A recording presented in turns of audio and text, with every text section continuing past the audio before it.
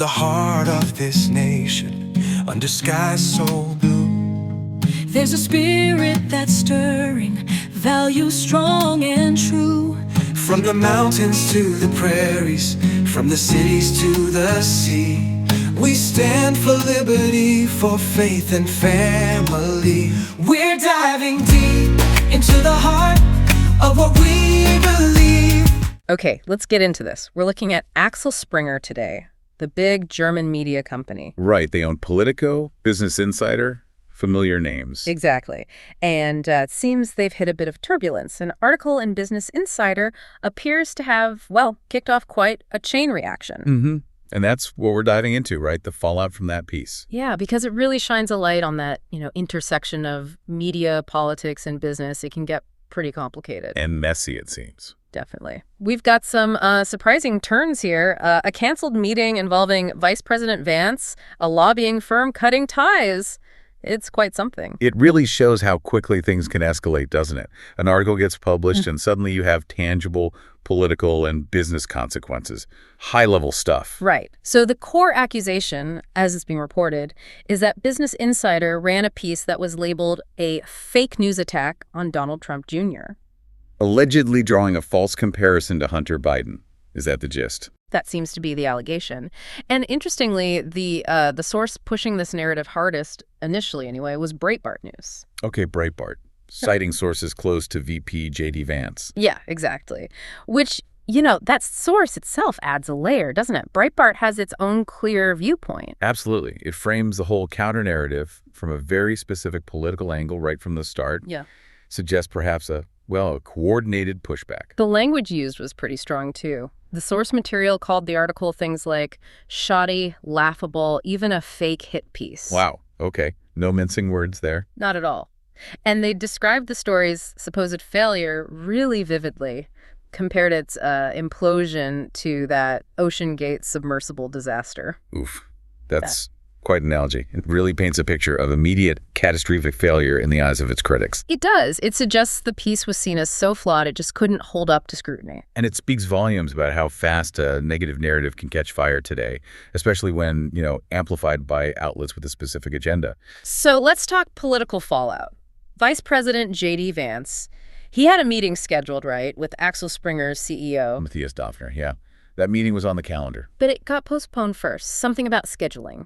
That's what the sources say. Just a normal scheduling conflict initially. The plan was apparently to reschedule it. Ah, okay, so not immediately controversial, but then... Then, according to the reports, Vance learns about this Business Insider article on Trump Jr. And he tells his staff? Tells them, basically, forget rescheduling, nix the meeting entirely. Wow. So, a direct consequence. The reason given was explicitly this fake attack on Trump Jr. Right. And that's significant, isn't it? It shows a political figure directly using access, or the denial of access, as leverage against a media organization based on its content. It really does. It makes you wonder if this is becoming more common, this kind of direct pushback. It's certainly a question worth asking. Is this a sign of changing dynamics? And it didn't stop there.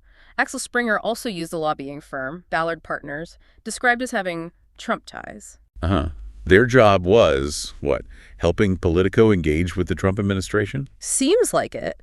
And apparently that relationship, Ballard working for Politico, was disclosed. Okay, standard practice. But the source we looked at highlighted that there wasn't a similar disclosure about Ballard working for Business Insider, Springer's other property. Interesting. So potential lack of transparency there. Yeah. Or maybe a deliberate separation within Springer's strategy, keeping the publication's lobbying efforts distinct. Could be. But whatever the reason, Ballard Partners reacted very quickly once this blew up. How quickly? Reportedly dropped Axel Springer like a bad habit on Tuesday evening, just like that. Wow. That's fast. And decisive, especially for a firm known for its Trump connections. Yeah, and apparently documents formalizing the split surfaced soon after. So the lobbying firm clearly saw continued association as a liability, particularly given their political alignment. It's a stark example of reputational risk turning into immediate business consequences. Access and influence versus association. Okay, let's pivot slightly. Axel Springer also owns Politico, a major player in D.C., and it sounds like there might be some internal issues there, too. Yeah, the source mentioned major internal issues. Things like staff retention problems, challenges with leadership. Does it seem connected to the Business Insider situation or separate? It's hard to say definitively from the outside, but external pressures and controversies can certainly ripple inwards, affecting morale, maybe exacerbating existing tensions. Apparently, it's serious enough that Axel Springer HQ in Berlin is involved, Doffner himself and his deputy. They're personally monitoring Politico's leadership. That's the report, due to concerns from staff, current and former, about the editor, Alex Burns, and his leadership. Okay, direct intervention from the very top brass in Berlin that suggests the concerns about Politico's internal situation are pretty significant. Not something you see every day unless there's a perceived risk to the brand or stability. So if we try to, pull these threads together, what's the bigger picture here? Well, one interpretation, pushed strongly by the source material, is this idea that, quote, bad behavior shouldn't be rewarded. And that fake news about Trump and his family now comes with real consequences. Exactly. It's presented as a kind of turning point where actions perceived as unfair reporting will trigger tangible pushback, like the canceled meeting, the dropped lobbyist. The source also doubles down, claiming the whole premise of that Business Insider piece was facially untrue, just fundamentally wrong. And they didn't stop there, right? Didn't they accuse Business Insider of having a history of shoddy pieces? Yeah, specifically citing a lack of basic fact-checking. The example given was not contacting the main people involved in a story for comment. Which, if true, is a serious lapse in journalistic standards. Getting comment from the subject of your reporting is pretty basic. Principle 101, really. Absolutely. It raises questions about editorial processes, oversight, all that. It definitely puts a spotlight on journalistic integrity. And for you, listening to this, trying to stay informed, it's just a reminder, isn't it, how crucial it is to look critically at where your news comes from? Mm-hmm. And to be aware of the potential biases, not just in the reporting, but also in the reactions to the reporting, the narratives that spin out afterwards. You see how it all connects.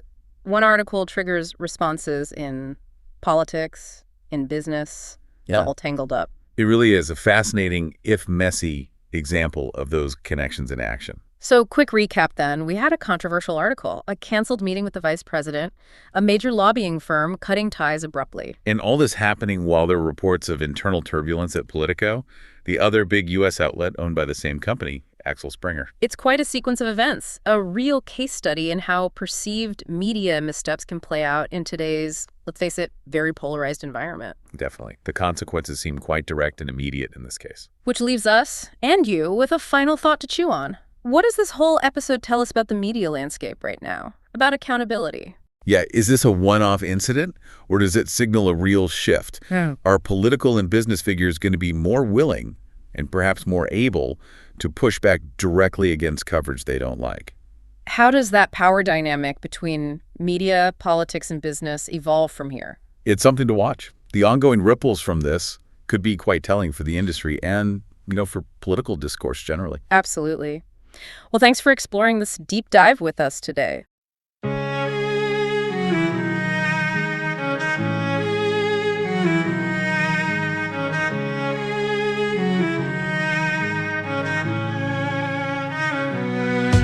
In the heart of this nation, under skies so blue, there's a spirit that's stirring, values strong and true.